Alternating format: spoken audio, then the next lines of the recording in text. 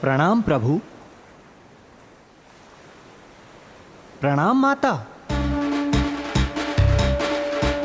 आपके तन के मैल से उत्पन्न हुए इस अरिहन के लिए क्या आदेश है प्रभु? गणेश के निर्देशानुसार मिथ्या भक्ति की परत के पीछे जो छुपे हैं, उनके मन के मैल को सामने ले आइए। जो आज्ञा प्रभु। अरिहन जी, इसके लिए अधिक समय नहीं है हमारे पास, क्योंकि त्रिपुर समीप आकर एक सीधी रेखा में आ रहे हैं और जब तक वो उस रेखा में रहेंगे उसी अवधि में उनका विनाश किया जा सकता है। अवश्य।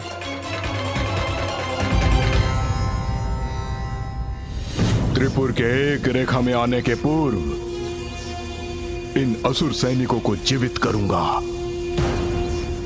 फिर त्रिपुर का कोई विनाश नहीं कर सकेगा।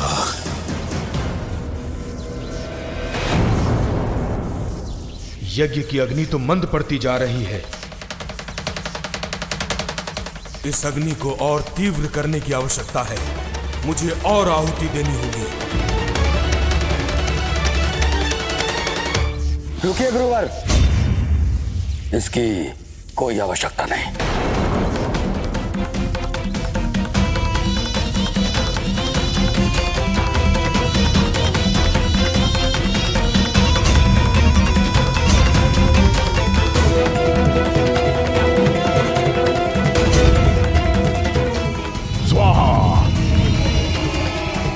ओम नमो नमः।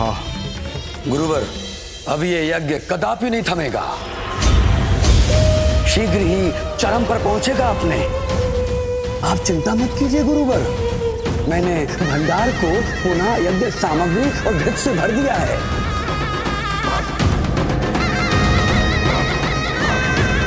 अवश्य ही भंडार में स्थित यज्ञ सामग्री को नष्ट भ्रष्ट करने का कार्य महादेव पुत्र के उस मूषक ने किया होगा। मैंने सुरक्षा के प्रबंध और कड़े कर दिए हैं। अब यज्ञ में और विघ्न नहीं आएगा। विघ्न आ नहीं सकता, आ चुका है। गणेश बन रहा है विघ्न करता।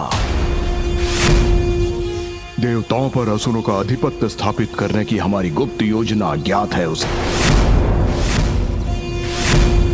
वो विघ्न उत्पन्न करने का प्रयास अवश्य करेगा, किंतु मैं अपने उद्देश्य में अडिग रहूंगा। इस संघर्ष में केवल और केवल असुरों की विजय होगी। हम सावधान रहेंगे गुरुवर, परंतु आप व्यर्थ ही चिंता कर रहे। जब तक महादेव की कृपा दृष्टि हम पर है, हमें कोई नष्ट नहीं कर सकता। ये भक्ति का ढोंग हमें तब तक और ढोना होगा जब तक हमारे पूर्व सीधी रेखा से बाहर नहीं आ जाते, और जिसके बाद सहस्त्र वर्षों तक हमारा कोई अहित नहीं कर सकेगा।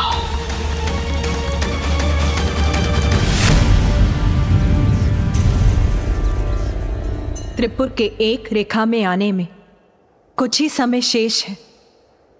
ये अवसर बीतने से पूर्व पुत्र गजानन को कुछ करना होगा।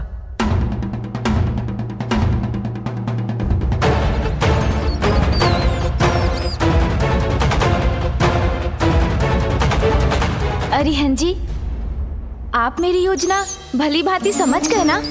हाँ माता पार्वती नंदन श्री गणेश, मैं न केवल आपकी योजना भली भांति समझ गया हूं, अपितु आपकी बुद्धिमत्ता और आपकी चतुराई का प्रशंसक भी बन गया हूं। धन्यवाद, किंतु स्मरण रहे ये कार्य हमें नियत समयावधि में ही पूर्ण करना है। मुझे विश्वास है हमारी ये योजना अवश्य सफल होगी। अवश्य श्री गणेश।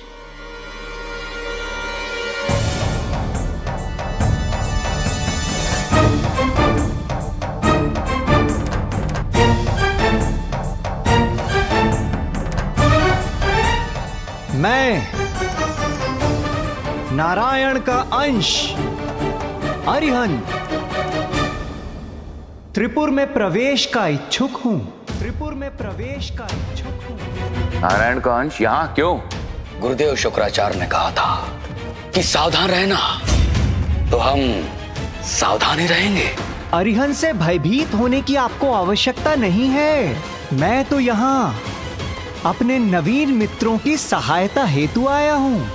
इसका भीतर आना वर्जित किया तो वंचित रह जाएंगे आप लोग उस दिव्य अमृत से।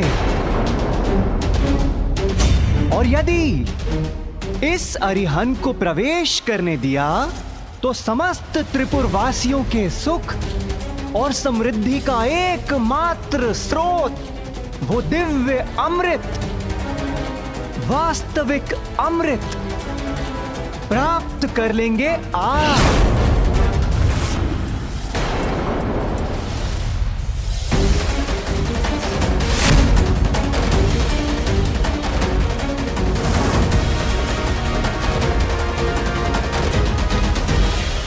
किंतु यदि आप तीनों को मुझ पर शंका है और यदि आपको वो दिव्य अमृत नहीं चाहिए तो मैं चला। कहीं छल तो नहीं है?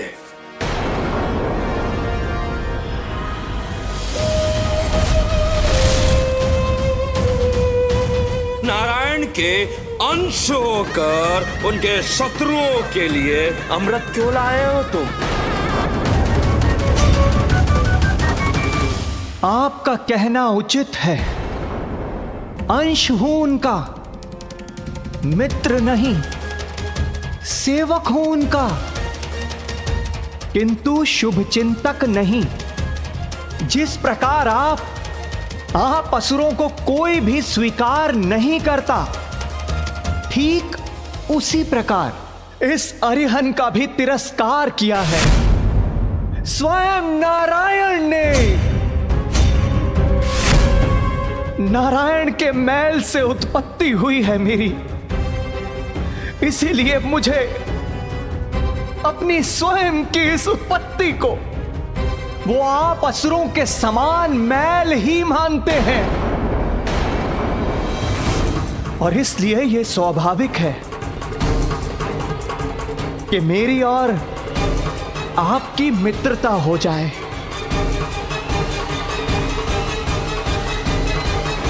और इसी उद्देश्य की पूर्ति हेतु मैं आपके समक्ष मित्रता करने के लिए आया हूं। यदि आपको स्वीकार हो तो कहें, भीतर चलूं?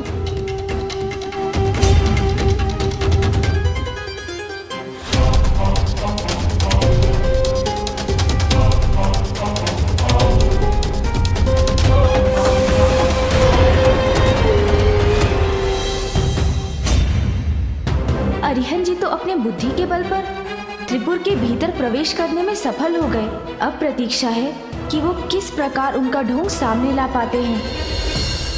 तुमने हमसे असत्य क्यों कहा कि तुम्हारे पास वास्तविक अमृत है? प्रतीत होता है तुम्हें महादेव पुत्र गणेश ने भेजा है हमारी योजना भंग करने के लिए। और हाँ, त्रिपुर में प्रवेश पाने के लिए छला है तुमने हमें। कान जी, भीतर क्या हो रहा है ज्ञात करने में मेरी सहायता कीजिए।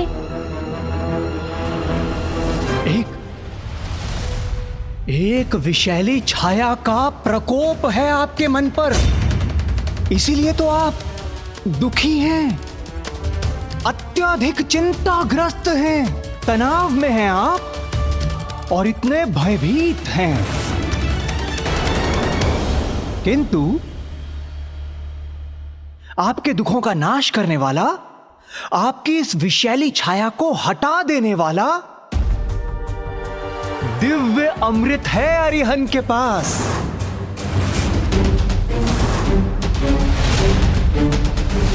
मूर्ख समझाया हमें। रुको भ्राता,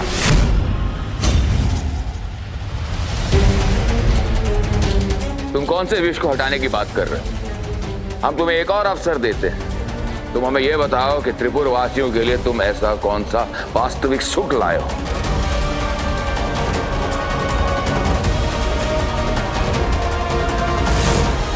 अरिहंत जी प्रयास तो कर रहे हैं, किंतु त्रिपुर की सत्यता जानना इतना भी सरल नहीं है। महादेव की भक्ति का ढोंग ये भी तो एक विष के समान ही है, किंतु उसी विष से मुक्ति दिलाने वाला दिव्य अमृत लेकर आया है अरिहंत।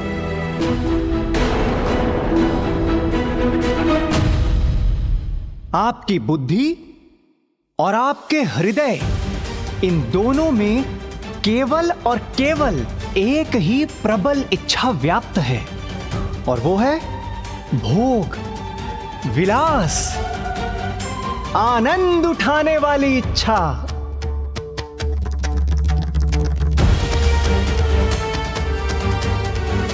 किंतु सत्य तो यह है, ये सब कुछ होने के पश्चात भी आप लोग भयभीत होने के कारण दरिद्रों की भांति अपना जीवन व्यतीत करने के लिए विवश हैं।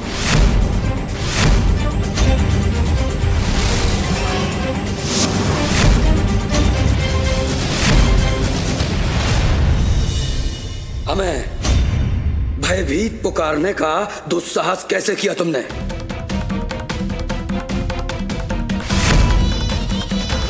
अरिहंत जी, आपको और भी युक्ति लगानी होगी।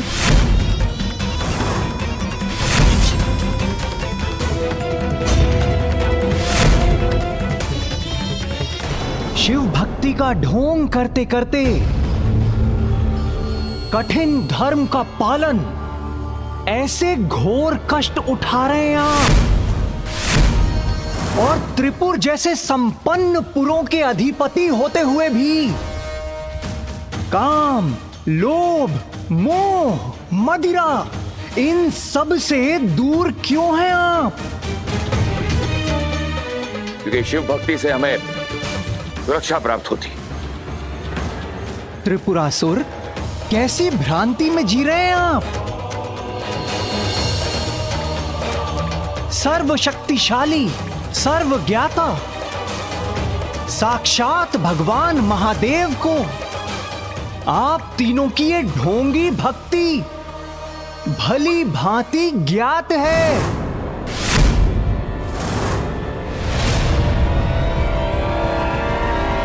किंतु फिर भी आप तीनों सुरक्षित हैं, और इसका कारण आपकी ढोंगी भक्ति नहीं है, अपितु आप तीनों की संगठित शक्ति है। हो रहा है कि शीघ्र अतिशीघ्र आप तीनों को और भी अधिक शक्ति प्राप्त होने वाली है। हाँ, यहाँ पर एक अमर अपराजित सेना का निर्माण किया जा रहा है, जो हमें समस्त संसार का आधिपत्य प्रदान करेगी। तो फिर किस भय के कारण आप लोग महादेव की भक्ति का ढोंग कर अपना जीवन व्यर्थ गंवा रहे हैं? भूल जाइए अपनी इस ढोंगी भक्ति को, इनका समय अब गया।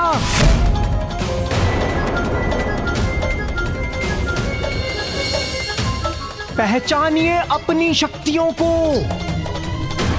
महाबलशाली त्रिपुरासुर हैं आप तीनों, और इसलिए अपना जीवन अपनी इच्छा अनुसार जीना प्रारंभ कीजिए।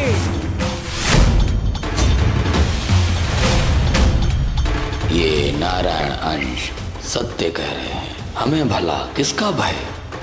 चलिए मूषक जी। जब सभी सुख सुविधाएं प्राप्त है हमें, फिर ऐसे दरिद्रों की भांति क्यों जी रहे हैं? सत्य है, भक्ति में व्यर्थ कर रहे हैं अपना जीवन।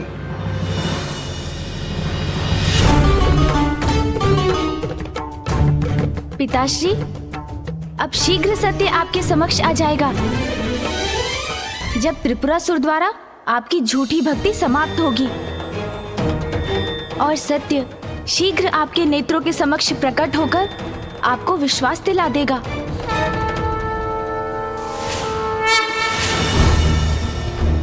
प्रतीत होता है कि हमारी योजना सफल हुई। मेरी बातों से प्रभावित हो गए हैं ये तीनों असुर।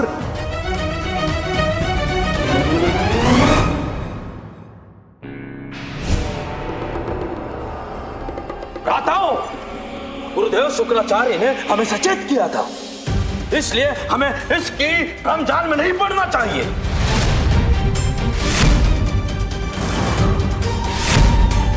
तुम्हें क्या लगा था कि तुम हमें हमारे भक्ति के मार्ग से इतनी सरलता से भटका सकोगे?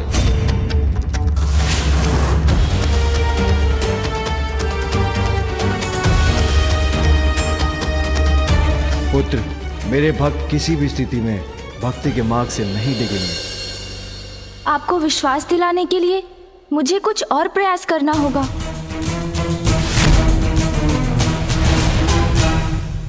उचित है।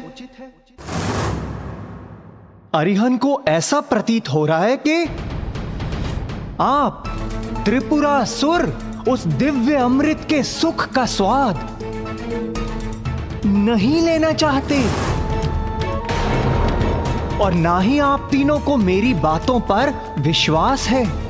इसलिए उचित होगा कि मैं यहां से प्रस्थान कर जाऊं।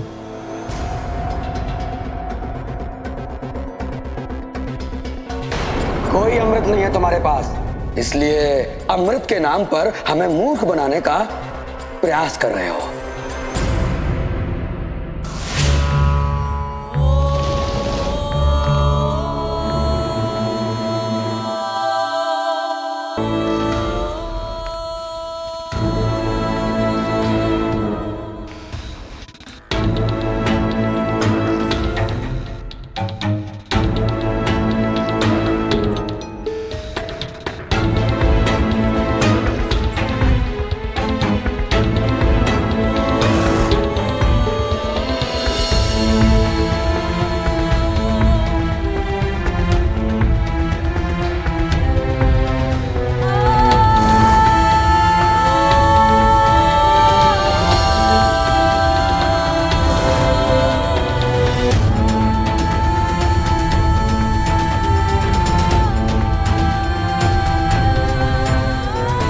देवी, ऐसा प्रतीत हो रहा है कि इन तीनों को आपकी आवश्यकता नहीं है, और इसलिए हमें यहां से शीघ्र अतिशीघ्र प्रस्थान कर लेना चाहिए।